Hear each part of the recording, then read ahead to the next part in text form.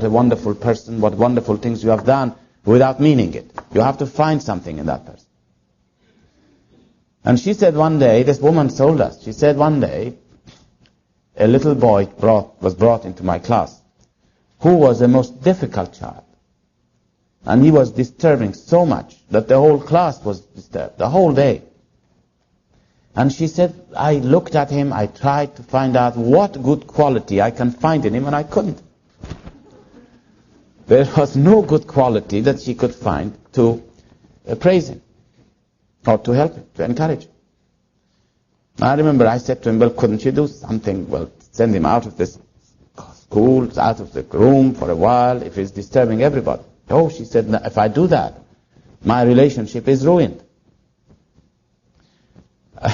It's no use. I cannot do that. I must find something. And she said, when we were sitting after a while, I noticed that, all the children in school, most of them, when they sit, they stoop over their desk, they just sit down like this. They stoop and they are bending more or less. But she said, I saw that this fellow Billy is sitting straight. Now that was good enough to start him. So she said, she announced to the whole class, she said, I want all of you to look at Billy. You see how marvelous he is, how straight he sits? Now I want you all to sit like Billy. Now Billy had never heard anybody praising him. And now his eyes opened and he began to look around. He saw he became the center of attraction. Everybody looked at him. Everybody sat straight. Now, Billy becomes excited. He sits there. And he is no longer going to be difficulty. And all the children, every session when they come in, the teacher reminds them, now don't forget, you all have to sit like Billy. And what Billy does, he is so excited about it. Because everything he has been doing, everybody has been attacking him, more or less, of all the wrong things he's doing. Now he's going to do something else which is going to be good, so that the teacher might encourage him again. You see, this is a marvelous lesson. This is what our institutions really are doing, and will be doing, and should be doing, really. And ourselves. And I think that encouragement, I'm sure some of the believers who are discouraged and who are left alone, if you find them, anybody like that, if you find what good qualities they have and try to encourage that good quality and say to them that you can serve the faith in that way through this particular ability that you have that nobody else has, they will become excited and they'll come close to us. Now, as I mentioned, this question of loving each other and not trying to judge one another is very important. Because Shoghi Effendi, in one of his writings, he mentions this. He mentions that the function of the individual in relation to another individual is to love each other and to be compassionate and to be loving, but not to judge. Whereas he says the function of the institutions of the faith, the function of the local assemblies and the national assembly, is to apply justice. And when you apply justice, you cannot become compassionate. And Shoghi Effendi says at the present time it's the reverse. The individual Baha'is, when they come together, they judge each other and they act towards each other as if one is a local assembly judging the other person and criticizing. And the local assemblies, when it comes to or the national assemblies, when they come to apply justice, they become compassionate.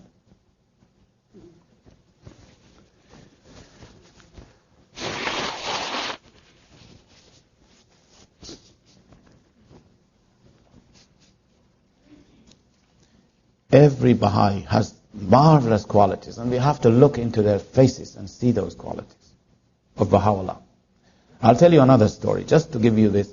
You know that sometimes there are difficulties in Baha'i communities, and there was a community in Europe, a Baha'i community, which had great personal problems, personality problems. You can never solve personality problems by expedient measures. You cannot solve them by expedient measures. And the only way you can really do it is to shower everyone with love. And anyhow, in my function, I was asked to go and see if I can help them.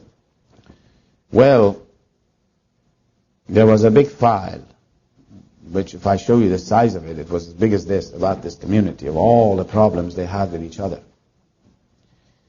That, some of them even wouldn't talk to each other.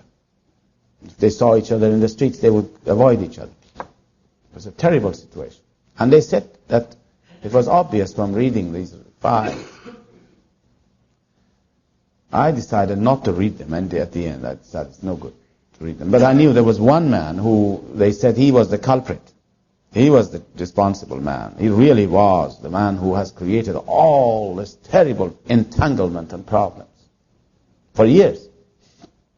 And people had gone there, national assemblies, members, all kinds of people, board members, gone there to try to solve it, and it became always worse, to such an extent that these people had a great prejudices against the institutions of the faith. It became very difficult. Well, I went along and I met with these people, not that man who was all the cause of the difficulties, but I met with all the others, and I found that they were beautiful Baha'is. Really and truly. They were just beautiful Baha'is. You couldn't see anything bad in them. Oh, marvelous. And we talked about it individually with everybody. And then I was afraid to go and see that man. I had to go and see him anyhow.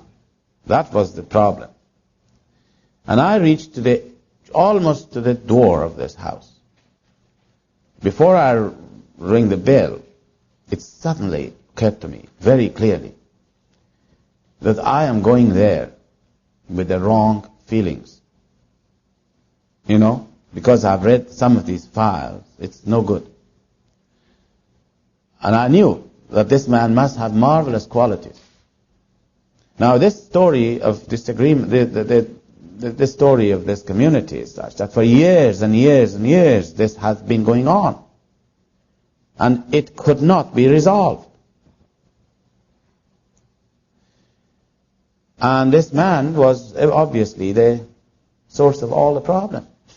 I have no doubt about it. This was in this file, you could see that. But I decided immediately, before I rang the bell, to really purify my motive. I couldn't go like this. That he has some good qualities. Of course he has. He must have. He's a Baha'i. After all, he is a Baha'i. That's great. That's good enough. So with that feeling, I rang the bell. Now, I can tell you that he and his wife were sitting there waiting for 2 or 3 days, trembling with fear of they're going to see the angel of death, or what's that what you call it? When he comes. They were frightened of what's going to happen now, you know. Well, when I looked at this face of this woman, I just looked at it just as I'm looking at your faces, and this woman almost melted. And she went running to her husband. I could hear whispering, saying to her that he's not that bad, you know. He's not that bad at all, but we were thinking about it. Anyhow, this man came and we sat down and we embraced each other and we sat down. And I thought, what a wonderful thing it is to meet another Baha'i. You know, and we talked about our experiences in the faith, of his services, what he has been. And we talked and talked about all the stories. We became so heated up with excitement. And he went in and he showed me all the years and years of service this man had. Of all the photographs of the friends in the old countries, in other countries that he has been, in other things he'd done. A very learned person he was, and we talked about the faith. We went into all some of the abstruse writings of Baha'u'llah, and he said something and I said something, and it took 3 hours. We were discussing these things. We became so much enthused. And then at the end of it, I thought, now I better say nothing about his problems. And I said, well, now I better go. I decided I'll leave it for some other time. I'll come back again tomorrow. And I was going to go. And do you know what he did? He grabbed me. He said, all of this problem in this town is my fault. He said, everything is my fault. I hadn't said a word. He said, I want you to do something. He said, I want you to accompany me to go to the houses of the believers. Now, these are the people he wouldn't talk to. He wouldn't see them. He wouldn't ever. And he said, I want to prostrate myself at their feet and beg forgiveness. I hadn't said anything to him. We never entered the subject. And you know, we did that. He came along, we went up, we knocked on the doors, and people were startled to see him coming to the door of his house. And he literally, he prostrated himself. He cried and cried and cried. And the others cried and cried and cried. And then we went to somebody else's house, and the same thing happened. And in the evening we gathered all the friends together after 2 or 3 years. And it was a crying meeting all the time. They were crying. And ever since, they felt so united, so happy. And then the faith grew in that town. Local people became Baha'is. Now you see, and we never said a word about what this man had done. We have to really, genuinely, in our approach to people, is to see a trace of Baha'u'llah in every soul, in every face. All problems will vanish, I can assure you. This is how the faith works. This is the power that He has released for us. God, He has released this tremendous power. And this power is not for me or for you or for him. This power is for everybody.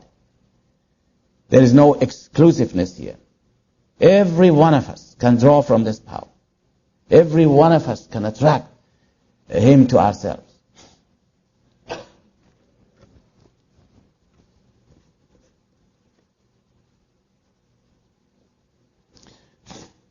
Well, we were talking about something different. You remember we were saying that to read the writings and to say our obligatory prayers is not sufficient unless we carry out the teachings of Baha'u'llah, obey his laws,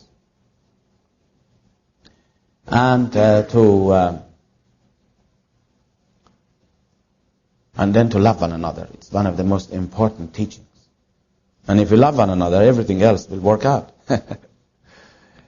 And don't force yourself to love, but try to love.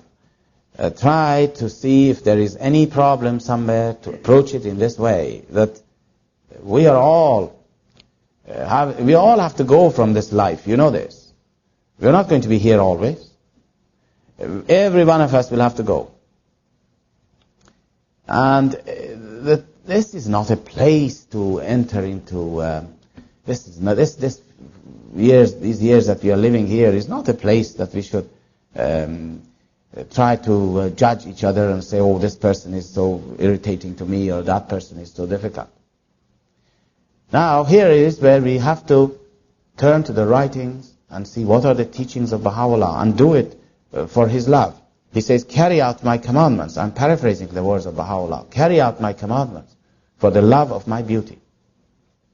We do not carry out the teachings of Baha'u'llah because it's good for us. This is a very important point to remember. We don't carry out the teachings because, if I carry out the teachings of Baha'u'llah, I am going to be wise, I'm going to be a good man, I'm going to be a very knowledgeable man. This is not the real motive again. Although at first when you become a Baha'i, naturally you see the teachings and you say it's marvelous to become adorned with all these characteristics and beautiful things that the faith has. But when you become a deeper Baha'i, you realize that you do obey the teachings of Baha'u'llah for the love of Baha'u'llah. This is a marvelous motive, because you love him. Again, remember, when you love somebody, go back to nature, go back to life. When you love somebody, and you really love somebody, and I'm talking of real love, 100% love, when you really love somebody, you will not question what your beloved wants.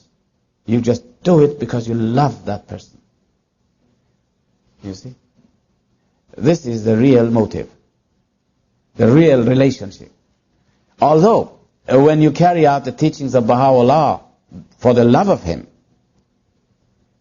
yes, all those things will be yours. You will become knowledgeable, you will become wise, you will become deep, you will acquire all those qualities, but you acquire it not because you wanted it at first, for yourself, for the satisfaction of yourself, but you've done it because you love him. Just as much as you, when your beloved asks you something in your life, whom you love very much, when he asks for something or she asks for something, you do it because of him or because of her. This is a good motive. This is the real love.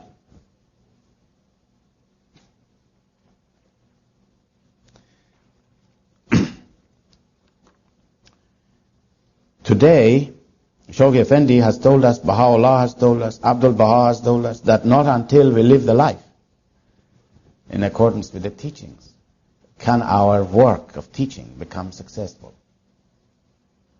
This is another thing which is very important to bear in mind. Some of you have remembered that celebrated passage from Shoghi Effendi, which I haven't got it with me to read it for you, but I'm sure many of you who are familiar with it, this is a celebrated passage when he says, not by the force of numbers. Not by the force of numbers, not by a mere disposition of teachings, and not by an organized campaign of teaching, can you influence the people who are not Baha'is and bring them into the faith. I'm paraphrasing his ideas. He says, one thing and one thing alone. One thing and one thing alone. See how much emphasis he puts on it? And there is no other alternative. One thing and one thing alone, he says, which will bring people to the faith, is that each one of us act as mirrors. Mirrors. And we are always acting as mirrors. You know that. Every human being is a mirror of what is inside him. But he says we should act as mirrors which will project and reflect the teachings of Baha'u'llah in its purity, in its pure form. He says then it will influence others. And there are many stories, I'm sure you have heard many stories of such beautiful Baha'is who had lived this life in this way. And as they walk in the streets, they have been the center to which people turn to. Remember, Martha Ruth was one such person. I mean, wherever she went, people were attracted to her. I mean, this is part of our history. And this is not something that she was a very special human being. She was a human being. But she had an absolute connection with Baha'u'llah. She was connected fully to him. And this is what happened. And therefore she became a perfect mirror. What was in her heart reflected out in her face. And people saw that radiance and they were attracted to her. This is the way. And this is what Shoghi Effendi tells us. And this is why I said that the forces are all over the world preparing us. We can bring great numbers into the faith if we do these things. And I'm sure that your community has been really in the forefront of teaching activities. We have to learn from you. Forgive me for saying these things. Your community has been so successful in teaching. At one stage, I remember they would say that 1% of the people of this country are Baha'is. And whenever we talk about Alaska, it rings such a marvelous community. And now I can say it is. It really is. It's a very beautiful community. You cannot see yourselves because you're sitting there. But I can see this. It's marvelous. And this is not because of us. This is because of Baha'u'llah.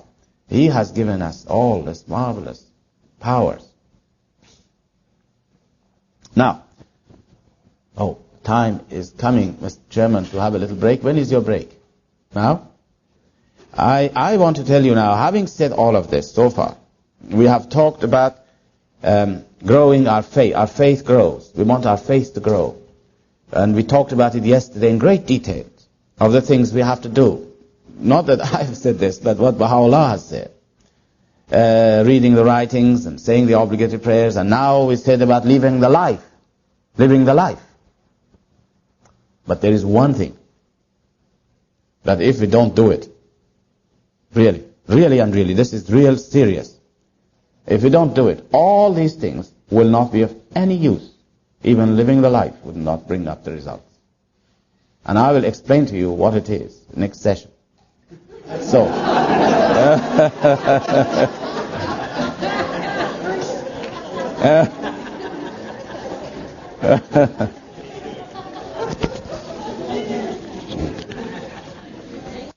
take you to nature, and you see that in life, if there is a man or a person who, say, eats a lot of food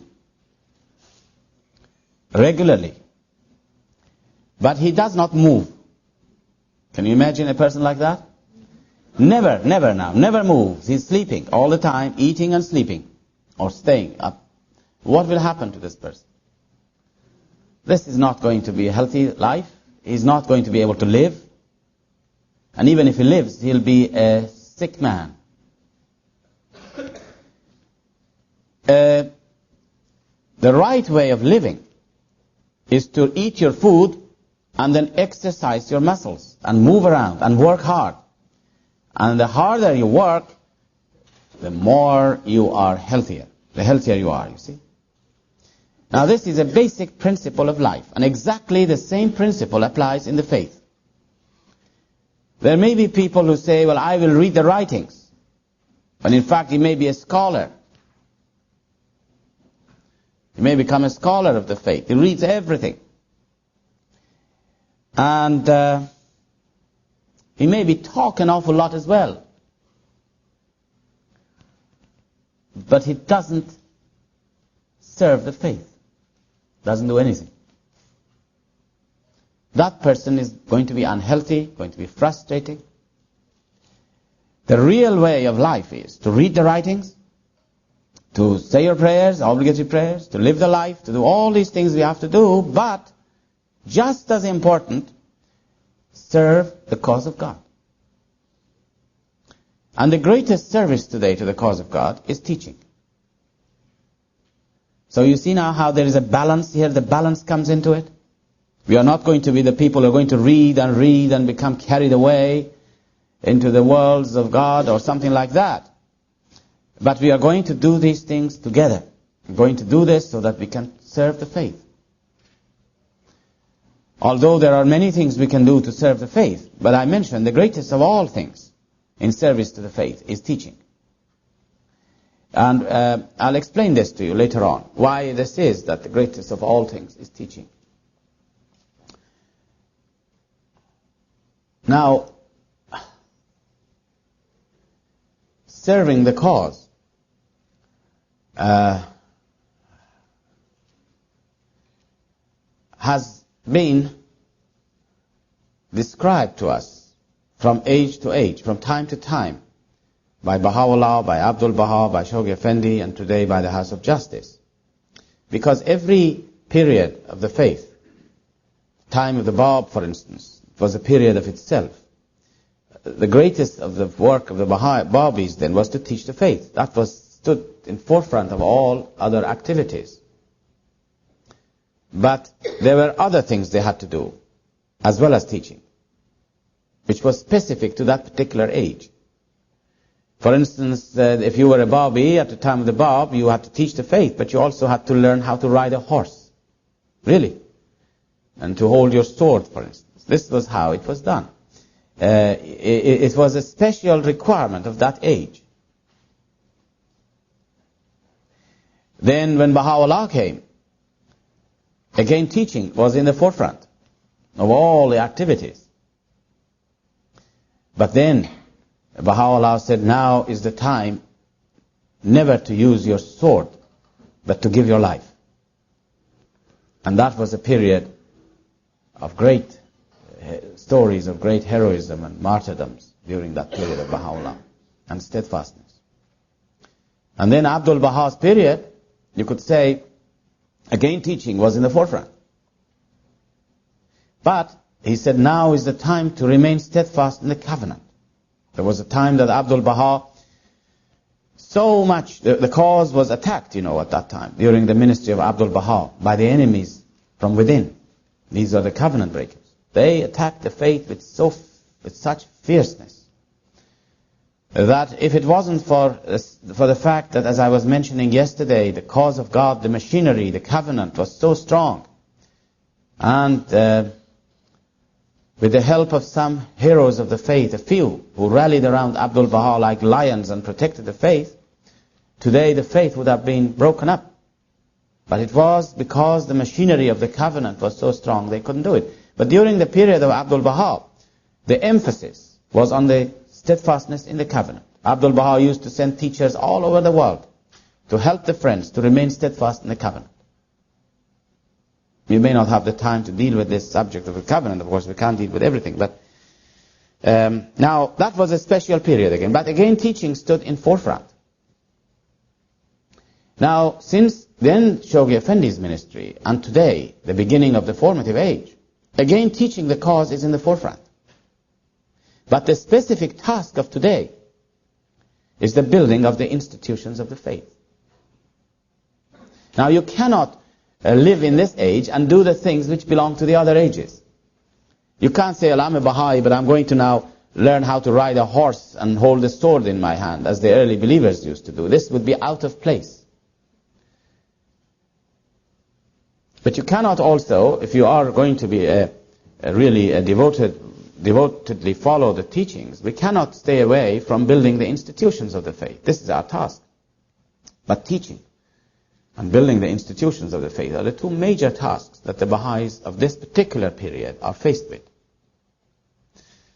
Now, I want to talk a little bit about teaching, which is really, Baha'u'llah says, the most meritorious of all things in the sight of God. It is not just one of the most meritorious. He says it's the most meritorious of all things in the sight of God. Now, why is it? And first of all, I want to mention that there is a great, in my view, there is a great misunderstanding in the Baha'i communities about the purpose of teaching.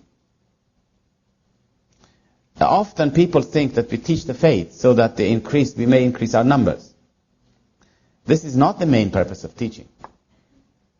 This is not the primary purpose of teaching, although other religions do that probably for this reason. But we must not be under this impression that the main purpose of teaching, I'm saying the main purpose of teaching, is not to increase our numbers. This is a secondary purpose. This will come as a result. The result of teaching is that our numbers will increase. But there is a far, far greater reason for teaching the faith. Teaching is an act of devotion to God. It's an act of devotion. Now, I will explain this to you in this way. Again, we go to nature and look at nature to see what teaching is in nature. In nature, you will find always any object which depends upon upon its life giver. Any object which depends upon its life giver. You know, there is a life giver. For instance, this earth is a life giver. This earth is the mother earth, isn't it? It is this earth which has created everything. Everything which you see on this earth has come about from this earth. So it's like the mother earth. We all are dependent upon this earth for our livelihood, for our existence. So we are dependent upon it. Now what happens is this: whenever such a thing exists, that this is the source of your life, the source of your existence, then all things will be drawn to it. Everything will be attracted to it. Every object, as you can see, is attracted to this earth. Do you notice that? Every object which comes within its gravitational pull is attracted to this earth. This is a love relationship. There is a love between the Creator and all the other things. This earth is like the Creator. Is the Creator of all, is the source of life. And so every object which comes within its gravitational pull is attracted to it, just with the force of attraction, which is love. See? This is the law of nature. But, and therefore, the home of every object is to come down and to rest on this earth. When it rests on this earth, then you can say it has reached its destiny. It has reached its home. For instance, you see this pen in my hand. Its real place, the real place for this pen is to come down, to be attracted by this love relationship, to be attracted, and eventually rests on this earth. When it reaches on this earth, the lover and the beloved have reached to each other. You see? The lover and the beloved have reached each other. And this is a stage of fulfillment. A stage of pleasure. Pleasure for both. The word pleasure really is, in here you can use it. It's a stage of fulfillment. Now this is a physical thing we are talking about. But as long as my hand is in here, you see my hand here? This hand becomes a barrier for this pen to come down and reach its beloved and rests on this earth. Although the force of attraction still exists, there is a force of attraction already even at this time. With my hand in the way, the earth still wants to draw this to itself. But my hand is preventing it. And this pencil now is a state of deprivation. Because its home is not here. Its home is to come down and be joined with its beloved.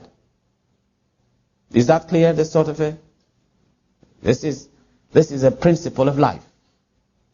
Exactly the same thing applies between God and man. Exactly.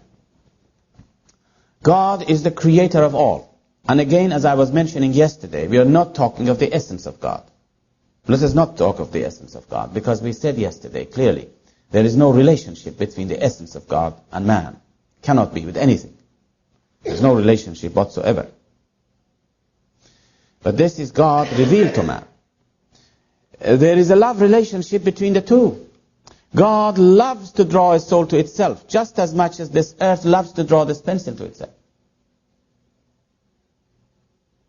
But men have many barriers in between. Many barriers.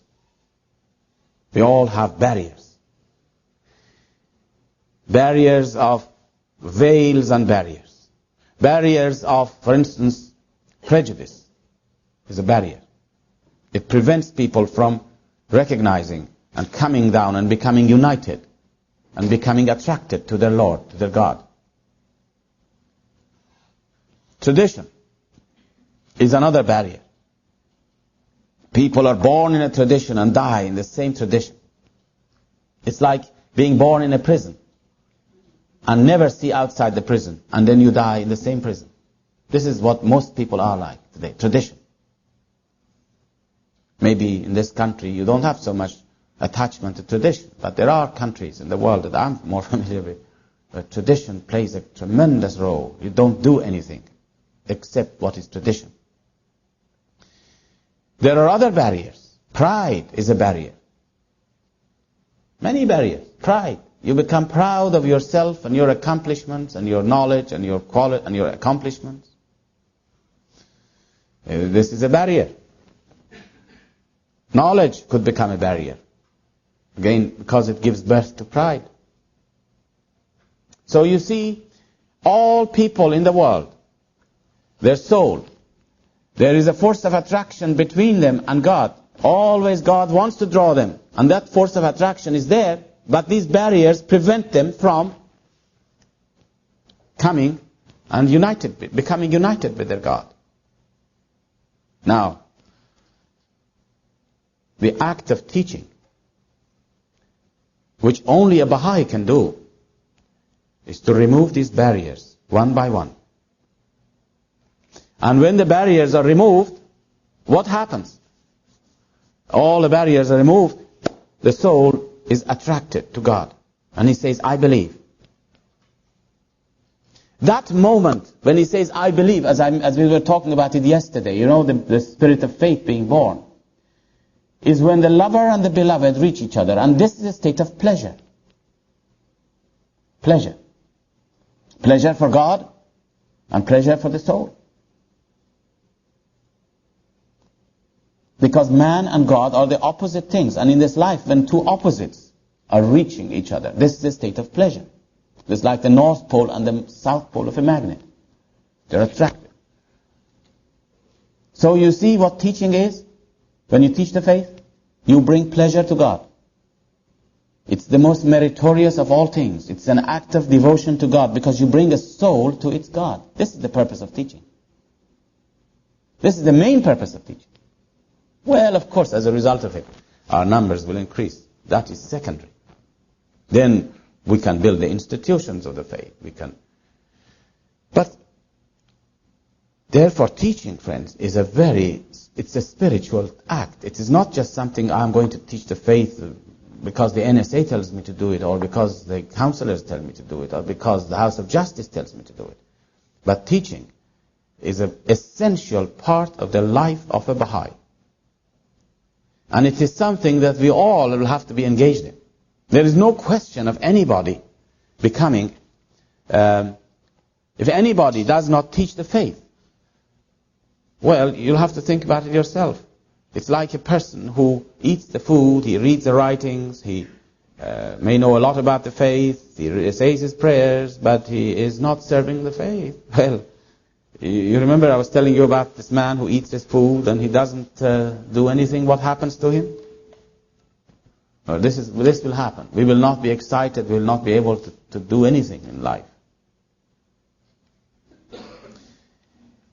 Teaching is not something that anybody can say, I am too busy for it, really. Except in certain exceptional cases. Very, very rarely you come across exceptional cases. There are, of course, places now that people are prevented from teaching. For instance, if you are living in the Holy Land, you don't teach the faith. But in this day and in these and all over the world, really, teaching is the most important aspect of our life.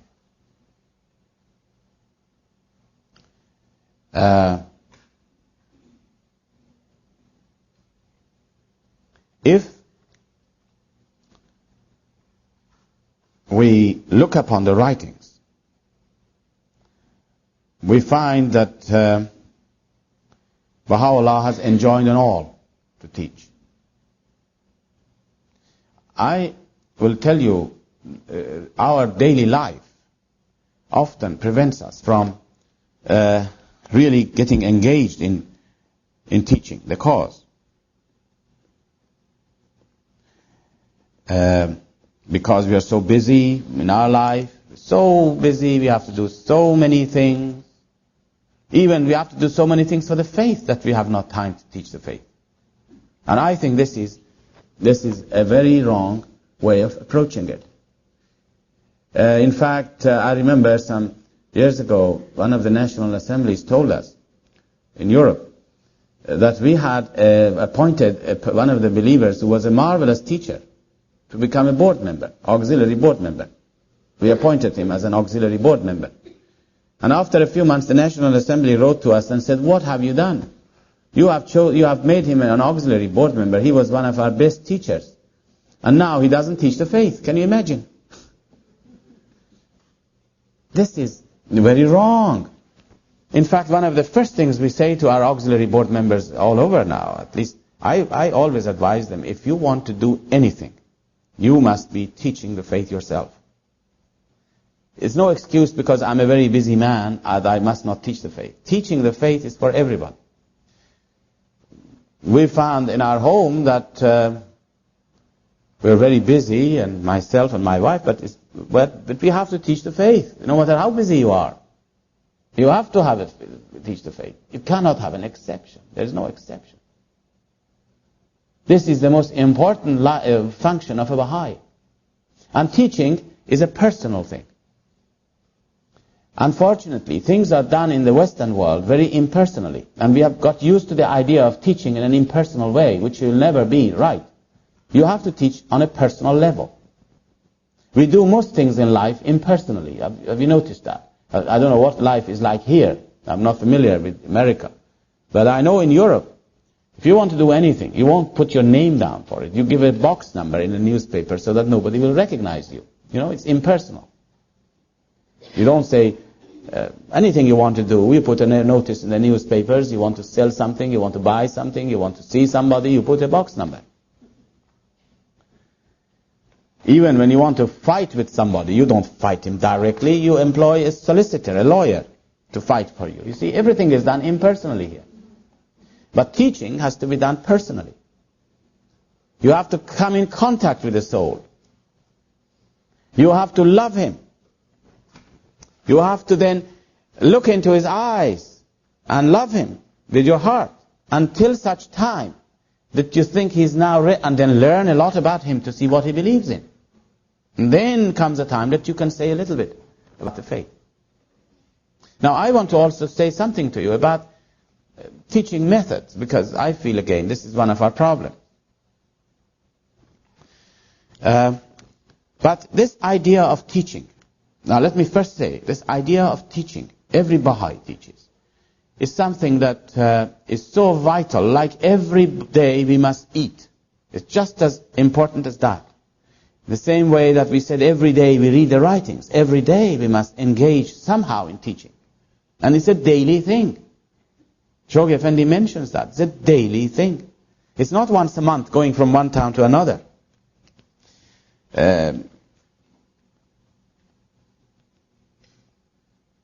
It is something daily. I remember, and another important thing that I want to mention here before I give you some examples of this, is that Abdul Baha mentions this, that if we do not teach the faith, divine assistance will be cut off from us. I'm sure you've heard this. Now you realize that God is very loving to all creation. And yesterday we talked about forgiveness. You remember that? We talked about forgiveness. And how God's forgiveness, what things it can do with it. And I'm sure that God forgives all the things that people do. But there are certain things which to a Baha'i he cannot do. You see, God's assistance reaches the whole of this creation. If ever for one moment the assistance of God is cut off from people, they are not able to exist. The assistance of God reaches all creation. And God does not withhold his assistance from any human being. As long as they live, he's assisting them in whatever they do. If you go the right way, he assists you. If you go the wrong way, he'll assist you. Even the enemies of the faith are being assisted. Because God does not interfere in our actions. We have the free will. He shows us the way, yes. He sends his messengers, he shows us the way. He throws light upon our path. And he says, this is the right way to come. But it is up to you to choose it. And if you go this way, he'll help you. If you go the opposite way, he also will help you. It's like the engine in a car. The engine does not decide which way to go. But it will give you the power whichever one you decide to go. This is how God acts with us. This is how he... and now, he acts in this way. His assistance reaches all humanity. But it will not reach a Baha'i. Now imagine this, who does not teach the faith. And this is when the Baha'i becomes frustrated in his life. I become frustrated in my life. I become unhappy. Since I've become a Baha'i, I've become unhappy. Since I've become a Baha'i, I have all kinds of problems. It's the divine assistance which must come to us.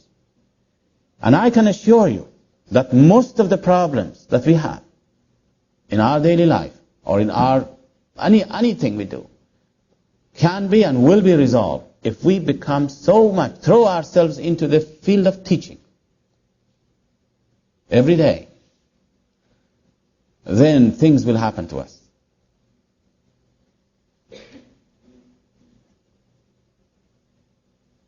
Great things will happen. One will change. Now, I'm not saying that one should say, oh, well, I have a lot of problems in my life, so I better go and do a little bit of teaching so that my problems may be solved. But I can assure you that many of our problems will be so removed from the scene because you will be elevated into a different world. And these problems will sort themselves out. They will completely go into the background.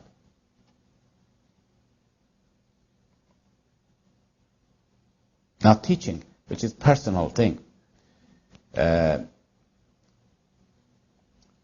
was talking about somebody in one of these gatherings some years ago. And a woman came to me and she said, look, I have become worried since you have been saying these things, that we must teach the faith every day, and if we don't teach the faith, God's assistance will be stopped from us. I said, I didn't say that. It's Abdul Baha who says this. Oh yes, she said, I'm worried still. I'm still, in any case, I'm worried about it. And she said, I am a very reserved person. I can't go out and talk to the people about the faith. I feel very embarrassed. I cannot teach personally. And now she said, what shall I do? I am worried, he said. She kept on saying that. I said to her, did you say you're worried? She said, yes. I said, that's very good. Keep on worrying. That's your solution to your problems. Really, keep on worrying. This is a very good solution. If ever we are brought to the point of worrying about something, you're going to do something about it. Do you know that? When you find in your daily life, it's the same thing. If you lose your job, or if your family has some problem and you begin to worry, then you are going to put one foot in front of the other and something will happen. Well, this lady went away and she came back again. She said, I can't rest. We'll have to do something, she said. She said, I'm very reserved. I can't talk about the faith to anyone. So eventually, after talking about it, mentioned to her that, look, you can go and, even though that you say you are very shy or reserved or whatever it is, go out every day. And she said, that's a good idea. She said, I will give 1 hour a day for Baha'u'llah. This is a marvelous example. I think we should remember that. Why not give 1 hour a day to Baha'u'llah for teaching? 2 hours a day. Maybe, but the minimum. And she said, I'll spend some time shopping, I'll spend some time at home. Why not give 1 hour a day to Baha'u'llah for teaching? And discipline yourself. And she said, I will go out. And she went out. She said, I'll go to a cafe. And I sit there. And she said she went to a cafe for 2 or 3 months. Regularly. And the next time I saw her, she told me this. She said, it doesn't work. She said, I went there for 3 months, every day. I sat there, and many people came in the cafe and sat in front of me on the same table, shared the table. And she said, I could never bring myself to tell them anything about the faith. And she said, it doesn't work. I've given it up, she said. Now you see what happened in here, really, and this is another lesson we learn. A very marvelous lesson. You know, Baha'u'llah says that once you say you're a Baha'i, and once you enter the faith, He will test you. And always we are being tested. All the time. Remember that. As Baha'is, we are always tested. Now, it's not something that Baha'u'llah has invented and say, I'm going to test the Baha'is. In fact, testing. This is nothing new. This is a law of creation. This is a law of creation. Baha'u'llah mentions in his writings, God will test everything. He says, I will split a hair into 1,000 pieces. These are almost the words of Baha'u'llah. And each piece I will test. Now, test actually is a law of nature. You go to nature and you find tests. I'll give you an example of this. As long as you're sitting, nothing happens to you. But the minute you move, the air will resist you. If you go on a bicycle, have you noticed? When you're going on a bicycle, do you see how the air will resist you? This is nature. This is test. You're being tested. And the faster you go, the greater are the tests. The greater is the resistance. You see these aircrafts which are built up, which go twice the speed of sound. They go so fast that the air will resist it so much that the metal gets red hot. And they have to have a cooling machine inside to cool it off all the time. Because it goes very fast. Nature will test it all the time. When Baha'u'llah says, I'll split a hair into 1,000 pieces and test it, this is true. Because if you look at the atoms, they're all the time under test. Each atom inside it goes through this cycle. Test is part of life. Every one of us are tested every day without knowing it maybe. When you become Baha'i, especially. When you sit in a local spiritual assembly, we are tested all the time. It all depends how you look at your friend across the table. Just look at her like this. That's enough. I'm being tested. You know? You think of him in a wrong way, not with love, because Abdul Baha says the standard of consultation is love. Now if I look at somebody when he says something and I want to hit hard at her, you know how it is? Hit hard. Saying such a thing. I'm being tested. Hit hard in my heart, I mean. You know, I hope we don't get to action, but it's no use also to cover it up and be very nice and smiling, and then you hate in your heart, or dislike in your heart. That is what matters, what's in our heart. You see how we are tested? And so I am tested. And when I am tested, I cannot progress anymore. When you cannot pass the test, but if you pass the test, do you know what will happen? In our lives, when you are a Baha'i, when you pass the test, then greater field of service you enter into it. You will get to do greater service to the faith. You will want to do that. And as soon as you enter there, your tests become greater. Just like somebody who will go faster. Just like the aircraft which goes faster. Your test becomes greater. And this is why people who have had not the capacity to pass the test, if they are in a higher position, higher functions, higher duties, they could easily destroy their souls. It's like a person who is flying in an aircraft. You see, if I'm standing on this platform and if I fall, well, only I may hurt my knee. But if I'm flying in an aircraft and fall, that's the end. So if I work in a local spiritual assembly or a national spiritual assembly and I have all these ambitions in my heart and I'm not able to do the things right and I am being always, don't pass the test, I might hurt myself a little bit. I might become irritated, I might become cause of problems, but it is not fatal.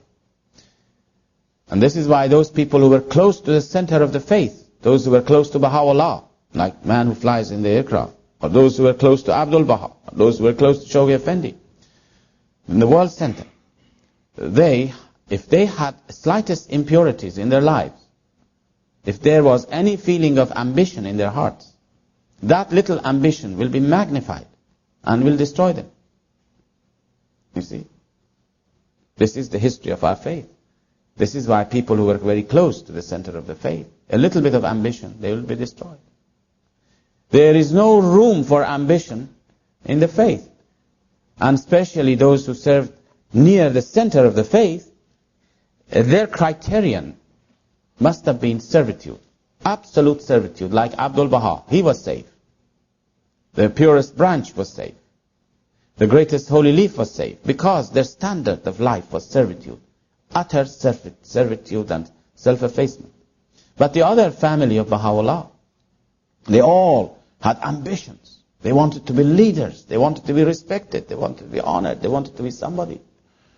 None of them endured and none of them could last. They all perished, destroyed themselves. They were very close to the center of the faith. But there must have been a lot of other ambitious people in the faith, locally, nationally. Well, they hurt each other and hurt themselves, but it is not necessarily going to be fatal. So you see, friends, one of the things to bear in mind is that tests come our way, always. I remember somebody said, there was a very outspoken, beautiful woman who passed away, a marvelous person who became great. She brought so many people into the faith in England. But she was outspoken and she used to say, you know, when I was not a Baha'i, I had no problems. She said, I had no problems with people. I was very happy with everybody. I had no problems. But as soon as I became a Baha'i, then problems appeared after the other, you know. And this may be in one sense true if you are not able to cope with it. If you are not able to really approach people with a loving attitude and pass the test. God always tests us. Now this woman that I was talking about, who was sitting in a cafe for 3 months, And people came in front of her and sat there. And eventually she couldn't say anything. And she said, although I trusted Baha'u'llah and relied on him, he said, go out and I will assist you. He said, he didn't assist me. Now this is how we are tested. God tests us to find out how much faith we have in him. This is true. When you arise to serve the faith, you teach and nothing happens. And then you say, well, it doesn't work. So what happens? Really, you're losing your faith in him. This is how he tests you. And when I pointed this to her, she said, you are right. She said, I've been tested, of course. She said, it's my fault that this didn't work out. It is not Baha'u'llah's fault. It's my fault. Because I was not dedicated enough, I was not pure enough, I was not taking Baha'u'llah with me every day. It's my fault. And she said, now that you say, I'm going to sit there every day. I'm going to go every day, 1 hour a day. And I will go if it is necessary for years. I will not give it up. And if anything does not happen, it's my fault. And she went. And she was telling us the story after 2 or 3 weeks. She said, a woman came along and sat in front of me. She said, I couldn't say anything, of course, to her, but she looked at my ring. And she said, what is this strange lines on your ring? Oh, she said, I became so nervous. I couldn't say a word now. She said, I was absolutely nervous. And I began to stammer. And the more I became nervous and stammering, this woman became more interested. You see? She said, what is it? Well, I think she told her very little, and she said, look, you better come in here, somebody will explain this to you. And well, I can tell you this woman is a Baha'i. And this other lady is no longer a shy, reserved person. She's one of the best teachers. She's going around and teach. It's like a child who has never had a food before. You give him a little taste of it. Once he gets the taste, he likes it then. And then it becomes a habit for him. This is the way teaching is. And I feel the idea of 1 hour a day, or 2 hours a day, or 3 hours a day, whatever you like, you choose, is a marvelous idea for giving ourselves to Baha'u'llah for teaching, personal teaching. Now, it is very important that we must remember the difference between teaching and proclamation of the faith. And this is something, again, that I think in most communities that I am familiar with, we are mixing up the two. And as a result of this, we are harming rather than helping. You see, I feel that many people who hear about the faith and they don't come to follow it up is because of the unwisdom of the Baha'i teacher. We say the wrong things at the wrong time. We say too much. We kill him off in the first encounter. Really. We kill him off in the first encounter. And this happens, I believe, a great proportion of people who hear about the faith and do not come in is because of the unwisdom of the friends, of our teachers. And I will explain to you what I mean by this in practical terms. The first thing which happens is that we are so used in doing impersonal teaching that we think when I hold a public meeting in a town and I advertise it and people come there to hear about the faith, I think I'm teaching the faith there. I'm not. That is not a platform for teaching. If you begin to teach the faith there, you are going to do some harm. Now, I'm going to explain this to you, because I'm sure some of you may be surprised to hear this. Of course, when you go behind the radio, television, and the newspapers, you cannot teach the faith there. You can proclaim, you can give the message of Baha'u'llah. It's very different from teaching. To give the message of Baha'u'llah, yes, you do that. In a public meeting, in a hotel or somewhere, you hold it and you advertise it and people come there. Because people who come to the public meetings, they have never heard of the faith before. Or you must assume they have never heard of the faith before. You cannot teach a person that you do not know. That's a basic principle. But you can give him the message. That's all you can do in a public meeting, is to give him the message of Baha'u'llah, what it is. But we must not make an attempt, in my view, to teach them there. It's very different from giving a message and teaching. Thanks for listening. If you'd like to listen to more content on the Oneness Movement, be sure to subscribe and leave a comment. See you next time.